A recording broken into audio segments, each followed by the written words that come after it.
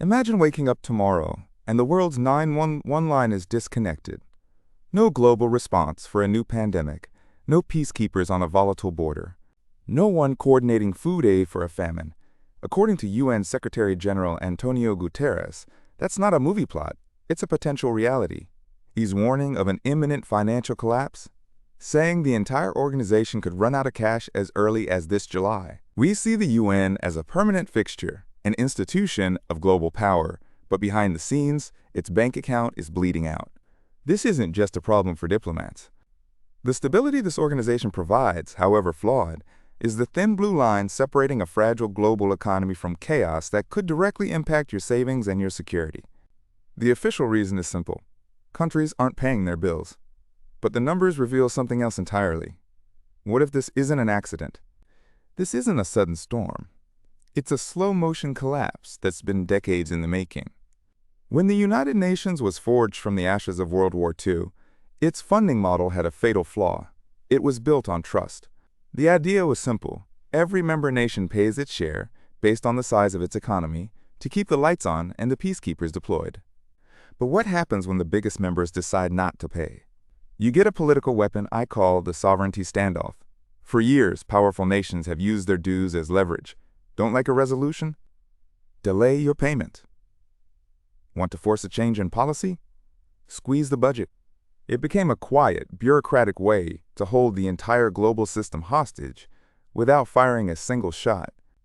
A line item in a budget becomes a more powerful veto than any vote in the Security Council. This isn't a new tactic, but the scale and frequency have reached a breaking point. The timeline of this crisis accelerates in recent years. While cash flow problems have always plagued the organization, the warnings grew louder under the Trump administration, which openly reduced funding to specific UN agencies it opposed. This wasn't just about falling behind on payments. It was a deliberate policy choice. It sent a signal to the world that the UN's funding was no longer guaranteed. The foundation, already cracked, began to crumble. Other countries saw this and followed suit, creating a domino effect of delayed and defaulted payments. Today, the numbers are staggering. The United States, the UN's largest financial contributor, now owes the organization over $2.2 billion. To put that in perspective, the second largest debtor, Venezuela, owes $38 million. This isn't a problem of many small nations failing to pay. This is the anchor of the entire system, threatening to drag it to the bottom of the ocean. The warnings from the Secretary General aren't just political noise. They are the final alarms before a systemic failure. The chronic illness has become an acute crisis. And that brings us to today. The history of political maneuvering and financial brinkmanship has led us to this moment. The UN isn't just facing a budget shortfall. It's facing a deadline. July, the month the money could finally run out. So why should a budget shortfall in a New York skyscraper matter to your wallet? Because global stability is the invisible platform your bank account is built on. When it cracks, everything falls. Right now, that platform has a $2.2 billion crack running through it. That's the amount the United States alone owes in back payments. This isn't an accounting error. It's a stability deficit, a deficit that means peacekeepers leave volatile borders. Aid shipments stop. Famine spreads. This creates waves of refugees and resource conflicts that don't stay over there. They ripple through global markets, tanking your retirement fund and spiking the price of everything from gas to grain. The Secretary General warns, the cash could run out by July. Not next decade, this July. The world's emergency fund is about to go bankrupt, held hostage by a handful of nations. But how did one country's unpaid bill become a threat to everyone's future? The system was designed to be simple. A global subscription service where dues were based on wealth. I call it the pay-what-you-can mandate. For decades, it worked. The world's largest economies paid the lion's share, funding everything from blue-helmeted peacekeepers to disease eradication programs.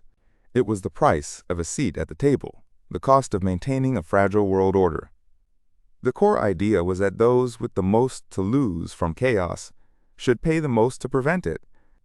But then, the cracks began to show. Starting in the late 20th century, the body's primary financier began to treat its dues less like a legal obligation and more like a political tool. Payments would be withheld to protest a resolution or to force a policy change. This tactic was supercharged during the Trump administration, which openly reduced funding to specific agencies it opposed. This set a dangerous precedent. If the biggest shareholder could ignore the bill, why should smaller ones pay on time? Soon, other countries like Venezuela fell into significant arrears. The problem snowballed. Today, Washington's unpaid dues alone exceed $2.2 billion. The warnings from Secretary General Antonio Guterres aren't new. They are the final, desperate alarms of a system bleeding out for years. But delinquent payments are only the public face of the problem. Hidden deep within the organization's financial rules is a bizarre, self-destructive clause. A Kafkaesque requirement, as Guterres himself described it, that turns a funding delay into a financial death spiral. So how does a global institution with a multi-billion-dollar budget simply run out of cash? It's a system I call the Cascade default. Imagine you live in a massive apartment building. The electricity bill for the whole building is shared, with the penthouse paying the most and the studio apartments paying the least. For years, this works, but one month, the penthouse just stops paying its share. The power company doesn't care. The total bill is still due. Suddenly, the smaller apartments are asked to cover a massive shortfall they can't afford. The lights start to flicker. That's the UN right now. The mechanism is a brutal three-step process. First, the bill comes due. Every year, member states are assessed their portion of the budget. It's a legal obligation, not a donation. Second, the delinquency. A major contributor fails to pay. Right now, the United States, unpaid dues exceed $2.2 billion. To put that in perspective, the second largest debtor, Venezuela, owes $38 million. The scale isn't even comparable. The penthouse has locked its door, and the bill is sitting on the floor. Third, the Cascade. This is the secret. The UN doesn't have a separate bank account for every mission. It's one pool of money. When the $2 billion hole appears, they can't just shut down one program. They have to start draining reserves and borrowing from other internal funds, robbing peacekeeping to pay for administration. Essential functions, from coordinating food aid to monitoring human rights, are put into what one official calls survival mode. The entire building is at risk of going dark because one tenant won't pay the bill. This isn't a bug in the system. It's a feature being used as a weapon. And when you look at the raw numbers, the math behind this collapse is terrifyingly simple. The first tremors weren't felt in a New York boardroom. They were felt over 1,000 miles south, in the quiet, humid streets of Havana.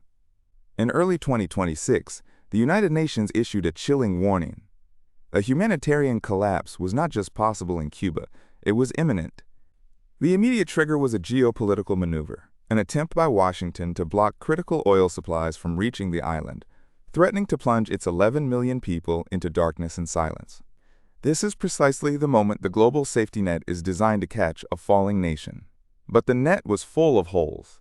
This is a dynamic I call the Watchtower Paralysis. From their headquarters, UN officials could see the disaster unfolding in real time. They could issue press releases, they could sound the alarm, but their capacity to deliver meaningful, on-the-ground relief to charter ships, to secure alternative fuel, to pre-position food and medicine, was being strangled by the very crisis we're talking about. For you, a financial shortfall is a number on a spreadsheet. For a family in Santiago de Cuba, it's the dialysis machine that stops running. It's the last reserves of insulin that can't be restocked. It's the choice between fuel for the city's water pumps or fuel for its few remaining ambulances. The UN's own human rights chief admitted his office was already in survival mode because of the funding gaps. They were fighting with one hand tied behind their back before the first punch was even thrown. Cuba wasn't failing in a vacuum. It was the first domino to wobble, pushed by a political shove, and left to fall because its last line of defense had been shredded by IOUs and accounting disputes happening a world away. The lights began to flicker in the Caribbean, a stark warning to the entire world that the system was breaking. And while diplomats debated budgets, a nation was being pushed toward the edge. But this was just the beginning. So how does the system actually break? Not with a bang, but with a spreadsheet. The UN's funding isn't a tax. Think of it more like a global gym membership. Every nation pays dues based on the size of its economy. This money is supposed to fund everything, from the lights in the New York headquarters to food aid convoys in famine-stricken regions. The problem starts when the biggest members stop paying their tab. Imagine a gym where the wealthiest members, who cover most of the costs, suddenly stop paying their fees. The gym can't just shut down. It has to keep the lights on and pay the staff. So it starts cutting. First the towels, then the classes, then entire wings of the building are closed. The members who did pay on time are the ones who suffer. But here's the hidden gear in the machine, the part almost nobody ever talks about. It's a bizarre accounting rule that I call the phantom rebate. At the end of a budget cycle, if the UN underspends, say a peacekeeping mission costs less than expected, it is required to credit that surplus back to all member states. This sounds reasonable, right? A refund for being efficient. Except the UN must credit the money back even to the countries that never paid their dues in the first place. It's a financial doom loop, an accounting fiction that masks a real-world bankruptcy. The UN is forced to give a paper discount to a debtor that hasn't paid its bill. This makes the official shortfall on the books look smaller, while the actual cash in the bank continues to plummet towards zero. Most people miss this because we assume the UN operates like a government or a business. We assume it can borrow money, or carry debt, or truly penalize a member for non-payment. It can't. It's trapped by its own rules designed for a world of good faith cooperation that may no longer exist. This isn't just a quirky budget rule. It's the system's self-destruct button. It means that a simple failure to pay dues doesn't just create a hole, it creates a vortex that actively sucks the remaining cash out of the organization. The phantom rebate turns a country's unpaid bill into a weapon that dismantles the UN from the inside. This isn't a theoretical exercise. The debts are piling up right now. To see just how close we are to the edge, you have to look at the math.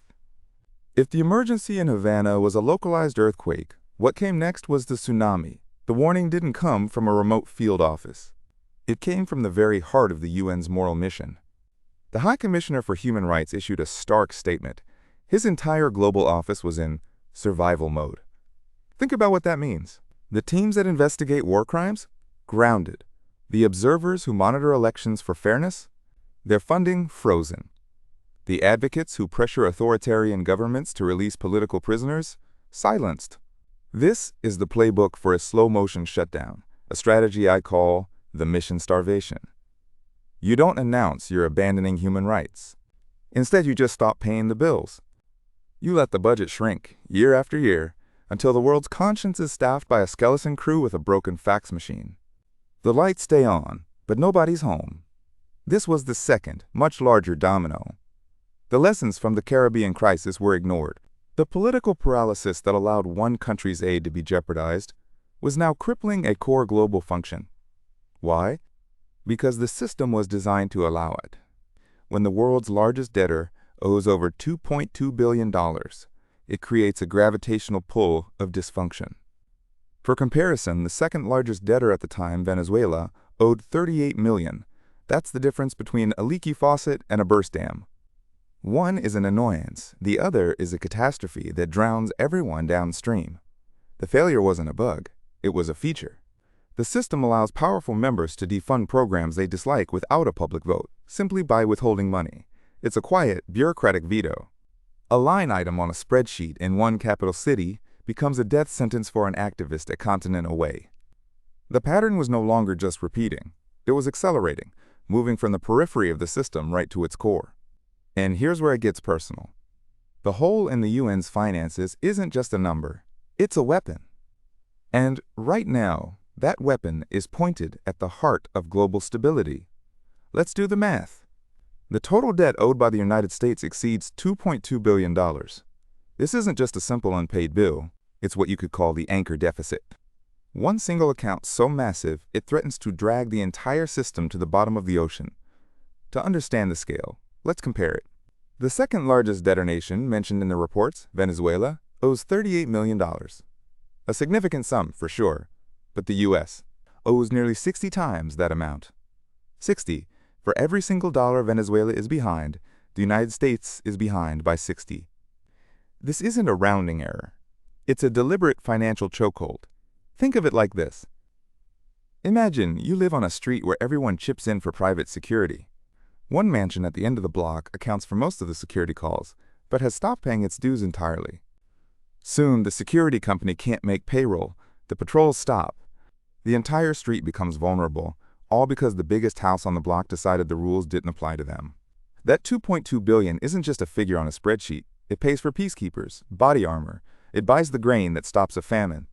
It funds the logistics to deliver medicine during a plague. It is the fuel for the world's emergency response engine. And the gauge is flashing empty. The numbers are a countdown clock, ticking towards a full system shutdown. So what happens when that clock hits zero? What does a world without its 911 operator actually look like? 3 distinct scenarios are starting to emerge. Now, let's be fair. The skeptical argument is seductive, and it goes something like this. The UN is a bloated bureaucracy, a black hole of paperwork and pointless resolutions. A budget crisis? It's just a forced diet for an organization that desperately needs one. This isn't a collapse, it's a negotiation. A political shot across the bow to force reform. They argue the money will show up eventually, because it always does. It's a position you could call the accountant's objection, and there's a sliver of truth there. No one would call the UN a perfect model of efficiency, but the accountant's objection completely misreads the scale. The current U.S. debt to the UN is over $2.2 billion. For context, the next largest debtor nation, Venezuela, owes $38 million. This isn't trimming the fat, it's severing an artery. The gap is so vast, it creates what I call an influence bomb, a financial weapon that gives one nation the power to single-handedly cripple the entire institution. It's not a message, it's a kill switch. The debate over UN efficiency is a valid one, for another time. But using a funding blockade to force that conversation is like setting your house on fire to protest high electricity bills. It mistakes the symptom for the disease and ignores the catastrophic collateral damage. Because when you starve the central nervous system of global aid, you don't just get reform, you get chaos. You get famines that go unanswered and conflicts that spiral out of control, creating shockwaves that inevitably reach your own shores and your own wallet. This isn't about waste, it's about stability. But even if they were right. So what happens next? The path forward splits into 2 starkly different futures. Let's call the first path Scenario A, the managed decline. In this future, the United Nations doesn't collapse with a bang. It dies by 1,000 cuts. A last-minute payment arrives, just enough to keep the New York headquarters open past the July deadline. But the damage is done. Peacekeeping missions are downsized, creating power vacuums in volatile regions. Food programs see their budgets slashed by half, meaning millions go unfed. The global 911 line isn't disconnected, but when you call, you're put on an indefinite hold. The institution survives as a symbol, a talking shop, but its power to act on the world stage evaporates. It becomes a ghost in the machine of global politics, unable to stop the next pandemic or famine. Then there is Scenario B, the lights out event. This is the future the Secretary General is warning about right now. The July deadline arrives, and the accounts are empty. Operations halt, not just in boardrooms, but on the ground where it matters. Think of the warning of a humanitarian collapse in Cuba over blocked oil supplies, but scaled up globally. Supply chains for aid agencies break within weeks. Borders monitored by peacekeepers become flashpoints overnight. Your investments feel the shock as emerging markets spiral. This isn't a slow decline. It's a sudden, systemic failure. The invisible platform that underpins global trade and security simply vanishes, and we all feel the fall. Which path is more likely? The managed decline is the default. It's the slow, comfortable path to irrelevance. But every missed payment, every political standoff, increases the probability of a full system failure. The dial is turning towards collapse, and it's turning faster than anyone wants to admit. Of course, there are those who see these warnings and simply roll their eyes. They argue this is nothing more than a high-stakes bluff, a manufactured crisis designed to shake loose more cash from governments. But there's a much sharper argument, one that sees this crisis not as a failure but as a deliberate strategy. It's the belief that a nation's treasury is a tool of foreign policy. That if the UN passes resolutions you don't like, you simply turn off the tap. It's presented as fiscal responsibility, a hard-nosed negotiation tactic designed to bend a global institution to a national will. Why fund a system that might work against your interests? And the data reveals the sheer scale of this tactic. The United States, arrears have now climbed past $2.2 billion. To put that in perspective, the next country on the debtor list, Venezuela, owes just $38 million. That isn't a negotiation. It's a hostage situation. This immense gap creates what I call the gravity well of debt. where the financial health of the entire planet's emergency response system depends on the political mood of a single capital. The problem with this strategy is that it assumes you can control the fallout. You can't. When the UN warns of a humanitarian collapse in Cuba, a direct result of blocked oil supplies, that isn't a contained event. It means instability, potential refugee crises, and new black markets for desperate people. It means the problems don't stay contained. They follow the chaos. This reveals the core flaw in the strategy. It assumes you can break just one part of a global system without the shockwave traveling back to you. The evidence shows you can't. And that forces us to move beyond the cold calculus of geopolitics. It forces a personal choice about the kind of world we want to build, or what we're willing to lose. That's where I have to be direct about where I stand. So how am I navigating this? Full disclosure, this is not financial advice. It's a journal of my personal strategy, and you should always do your own research. I'm running what I call a crisis barbell portfolio. It's simple. 90% of my assets are in bunker mode: cash, physical gold, and defensive stocks that thrive in chaos. This is the capital preservation side. It's designed to weather the storm. The other 10%? That's my Phoenix Fund. It's speculative capital, set aside for high-risk, high-reward plays. My triggers are concrete. I'm watching the calendar. The UN warns it could be insolvent by July. If we see a formal announcement of mission shutdowns or peacekeepers being pulled from a volatile border, that's a major signal. That's when the bunker gets locked down, and the Phoenix Fund gets ready to move. This isn't about predicting the crash. It's about preparing for the volatility that follows. My position sizing is my defense against being wrong, and my triggers are my offense for being right. Because instability is a two-sided coin. On one side is immense risk, but on the other is the potential for the single greatest buying opportunity of a generation. The very chaos we fear could create the conditions for a sharp, unexpected rally. So this is the precipice. The invisible architecture holding up your world, the system that keeps pandemics contained and trade routes open, is cracking under the weight of unpaid bills. This isn't a distant problem for diplomats. It's a countdown that ends in your supply chains, your pension funds, and your family security. Your most powerful asset in this new era isn't gold or stock, it's foresight. Preparing for the shock is the only sane response. But this funding crisis is just the first domino. To truly understand the game, you need to see how it connects to the next great fracture, a global event I call the sovereignty split. We're covering that next. Because when the old world breaks, the future doesn't ask for your permission to arrive.